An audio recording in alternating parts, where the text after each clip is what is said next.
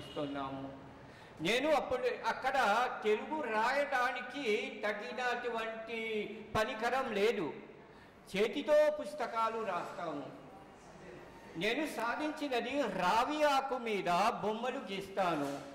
అంటే రావి ఆకు మీద తెలుగు సంస్కృతి అనే అంశం మీద ఎన్నెన్నో బొమ్మలు గీశాను.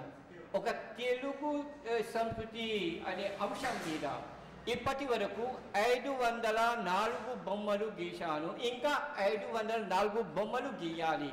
మొత్తం 1008 బొమ్మలు ఒకే ఒక అంశం మీద అది గీయాలని ఆ భగవంతుడికి సంకల్పం చేస్తున్నాను.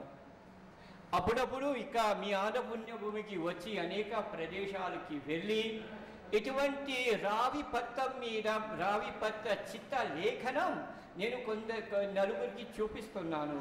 వాళ్ళు ఒకసారి చూస్తే నాకు చాలా ధన్యం, చాలా పుణ్యం అది వస్తుందని అది ఈ ఉద్దేశంతో ఇవన్నీ చూపిస్తున్నాను.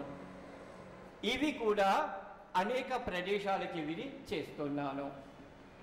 ఇటువంటి అవకాశం ఇచ్చిన దూరదర్శ సప్తగిరి సిబ్బందికి, మా మారిషస్ అక్కడ ఉన్న మారిషస్ ఆకాశవాణిగా దూరదర్శన్ ఆంగ్లంలో ఏమంటారు, మారిషస్ బ్రాడ్కాస్టింగ్ కార్పొరేషన్ MBC తరఫున అక్కడ కూడా నేను పనిచేస్తున్నాను. కాబట్టి మీ దూరదర్శన్ సప్తగిరికి మీరు చేస్తున్న కృషి అద్వితీయమైనది.